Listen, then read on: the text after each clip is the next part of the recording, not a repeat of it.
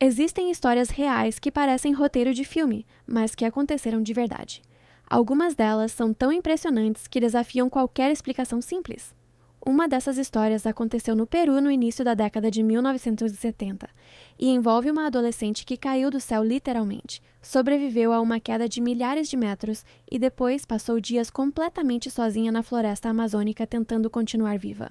O nome dessa jovem era Juliane Koepke, e o que aconteceu com ela no Natal de 1971 se tornou um dos casos de sobrevivência mais extraordinários já registrados na história da aviação.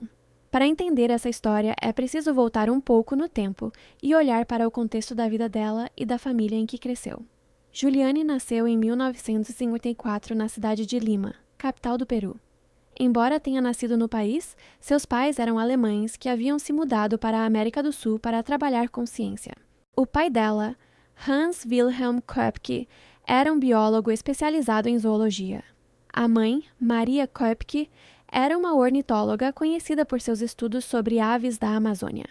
Os dois trabalhavam no Museu de História Natural de Lima e dedicavam grande parte da vida a estudar a fauna da floresta amazônica. Desde cedo, Juliane cresceu em um ambiente muito diferente da maioria das crianças. Em vez de passar o tempo apenas na cidade, ela acompanhava os pais em pesquisas e expedições científicas. Quando ela tinha cerca de 14 anos, seus pais decidiram criar uma estação de pesquisa no meio da floresta amazônica peruana. O lugar se chamava Panguana e ficava em uma área isolada da selva, cercada por rios, vegetação densa e uma enorme diversidade de animais. Durante cerca de 1 ano e meio, Juliane viveu ali com os pais. Aquela experiência teve um impacto enorme na formação dela. Enquanto outras adolescentes viviam em cidades grandes, ela estava aprendendo como funciona o ecossistema da floresta. Seus pais ensinavam muitas coisas sobre a natureza e também sobre sobrevivência básica naquele ambiente. Ela aprendeu a reconhecer sons de animais, entender como funcionam os rios da região e perceber sinais da natureza que indicam presença de pessoas ou perigos na mata. Mesmo assim, a vida dela não poderia permanecer totalmente isolada. As autoridades educacionais do Peru não aprovaram o fato de uma adolescente passar tanto tempo longe da escola formal. Por causa disso, Juliane precisou voltar para Lima para continuar os estudos. Ela passou a frequentar a escola alemã da cidade, a Deutsche Schule Lima Alexander von Humboldt, onde concluiu o ensino médio. No final de 1971, ela estava prestes a se formar. A cerimônia de formatura estava marcada para o dia 23 de dezembro daquele ano. Enquanto isso, seu pai continuava trabalhando na estação de pesquisa na Amazônia. A ideia inicial da família era que Juliane e sua mãe voltassem para a floresta alguns dias antes do Natal para se reunir com ele. Maria Koepke planejava viajar por volta de 19 ou 20 de dezembro. No entanto, Juliane queria muito participar da cerimônia de formatura com os colegas. Era um momento importante depois de anos de estudo. Maria então concordou em esperar mais alguns dias para viajar com a filha. Por causa da proximidade do Natal, muitos voos estavam completamente cheios. Naquela época, era comum que pessoas viajassem para visitar familiares em outras regiões do país. O único voo disponível era de uma companhia aérea peruana chamada Líneas Aéreas Nacionales S.A., conhecida pela sigla LANSA. O pai de Juliane tinha certa preocupação com essa empresa.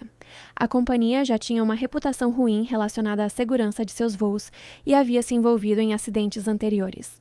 Mesmo assim, diante da falta de alternativas naquele período do ano, Maria e Juliane decidiram embarcar. Na manhã do dia 24 de dezembro de 1971, véspera de Natal, as duas chegaram ao aeroporto em Lima para pegar o voo 508 da LANSA. O avião era um Lockheed Electra, um modelo turbohélice bastante usado na época em rotas regionais. O voo estava muito atrasado. Segundo relatos posteriores, o atraso já chegava a cerca de 7 horas. Mesmo assim, finalmente a aeronave decolou de Lima pouco antes do meio-dia. O destino inicial era a cidade de Pucallpa, na região amazônica, antes de continuar até Iquitos. Ao todo, havia 92 pessoas a bordo entre passageiros e tripulantes. Nos primeiros momentos, a viagem parecia normal. Cerca de meia hora depois da decolagem, os passageiros receberam um pequeno lanche. Juliane estava sentada ao lado da janela, no lado direito da aeronave, ao lado de sua mãe. Depois de algum tempo, o avião começou a entrar em uma área de nuvens muito densas. Era uma tempestade forte típica da região amazônica. Dentro da cabine, a turbulência começou a aumentar rapidamente. O avião sacudia para cima e para baixo, enquanto relâmpagos apareciam ao redor. A situação começou a ficar assustadora para os passageiros. Alguns começaram a gritar e outros choravam. Os bagageiros se abriram e objetos começaram a cair sobre as pessoas. Sacolas, presentes de Natal e outros itens espalharam-se pela cabine. Em determinado momento, um raio atingiu a aeronave. Pouco tempo depois, Juliane viu uma luz muito intensa próxima a um dos motores. Naquele momento, sua mãe percebeu que algo estava gravemente errado. Maria disse para a filha com muita calma que aquele poderia ser o fim. Essas foram as últimas palavras que Juliane ouviu dela. Logo depois disso, tudo aconteceu muito rápido. A estrutura do avião começou a falhar. A aeronave se partiu no ar a aproximadamente 3.000 metros de altura. Juliane estava presa ao assento pelo cinto de segurança. O banco fazia parte de uma fileira com 3 lugares. De repente, ela percebeu que não estava mais dentro do avião. Ela estava caindo no meio do céu, ainda presa ao assento. Mais tarde, ela relatou que conseguia ver a copa das árvores girando abaixo dela enquanto despencava. O vento fazia um som constante e estranho ao redor. Pouco depois disso, ela perdeu a consciência. Quando acordou, já era manhã do dia seguinte. Era 25 de dezembro. Juliane estava deitada no chão da floresta amazônica. De alguma forma, ela havia sobrevivido à queda de cerca de 3.000 metros de altura. Especialistas que estudaram o caso acreditam que alguns fatores podem ter ajudado. O fato de ela estar presa a uma fileira de assentos pode ter reduzido a velocidade da queda. As copas densas das árvores da floresta também podem ter amortecido o impacto.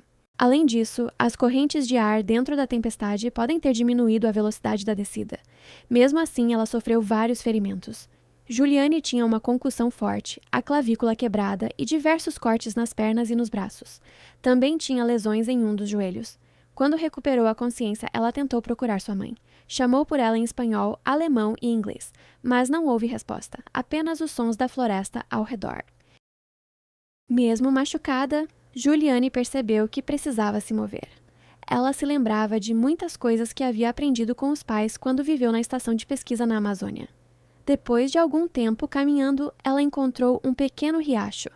Lembrou que seguir o curso da água poderia levar a um rio maior e, eventualmente, a alguma área habitada por pessoas. Durante os primeiros dias, ela encontrou um saco plástico com alguns doces que tinham caído do avião. Aquilo foi praticamente sua única fonte de alimento por vários dias. Ela caminhava lentamente pela mata densa. Usava apenas um vestido leve de verão e tinha perdido uma das sandálias. O calor durante o dia era intenso e à noite a temperatura caía bastante. Em certo momento, ela encontrou parte dos destroços do avião. Ali também estavam os corpos de alguns passageiros que não sobreviveram. Aquela foi a primeira vez na vida que Juliane viu cadáveres. Apesar do choque, ela continuou andando. Com o passar dos dias, ela começou a ficar cada vez mais fraca. Seus ferimentos estavam cheios de picadas de insetos e um deles ficou infectado por larvas. No 10º dia de caminhada, ela encontrou algo inesperado. Na margem de um rio maior, havia um barco preso perto da vegetação. Próximo dali, existia uma pequena cabana simples usada por trabalhadores da região. Juliane decidiu passar a noite ali. Dentro da cabana, havia um motor de barco e um pouco de combustível. Ela lembrou de algo que seu pai havia feito uma vez com um animal que tinha uma infestação de larvas. Usando gasolina, ela conseguiu expulsar os parasitas de sua ferida. Foi extremamente doloroso, mas funcionou. No dia seguinte, alguns homens que trabalhavam naquela área chegaram até o local. Eram trabalhadores da região que utilizavam a cabana como abrigo. Quando viram Juliane, ficaram extremamente surpresos. Ela explicou quem era e contou que era passageira do avião que havia caído dias antes. Os homens cuidaram das feridas dela e lhe deram comida. No dia seguinte, levaram Juliane de barco por várias horas até uma área onde era possível pedir ajuda. De lá, ela foi levada de avião para um hospital na cidade de Pucallpa. Foi ali que finalmente reencontrou seu pai. Mais tarde, as equipes de busca localizaram os destroços do avião na floresta. A investigação mostrou que algumas pessoas haviam sobrevivido à queda inicial, mas morreram depois por causa dos ferimentos enquanto aguardavam resgate. O corpo da mãe de Juliane foi encontrado semanas depois. Depois de se recuperar, Juliane deixou o Peru e foi para a Alemanha. Seguiu a mesma área científica dos pais e se formou em biologia. Anos depois, voltou a trabalhar com pesquisas relacionadas à fauna da Amazônia. Décadas mais tarde, ela também participou de um documentário dirigido por Werner Herzog, um cineasta alemão que, por coincidência, quase embarcou naquele mesmo voo em 1971, mas mudou seus planos no último momento. A experiência marcou profundamente a vida dela. Durante muitos anos, Juliane disse que teve pesadelos frequentes e que sempre se perguntava por que ela havia sobrevivido, enquanto tantas outras pessoas morreram. Mesmo assim, a história dela se tornou um dos relatos de sobrevivência mais impressionantes já registrados. Uma combinação de circunstâncias raras, conhecimento da natureza e uma enorme força de vontade que permitiu que uma adolescente de 17 anos sobrevivesse a uma queda do céu e a 11 dias sozinha na floresta amazônica.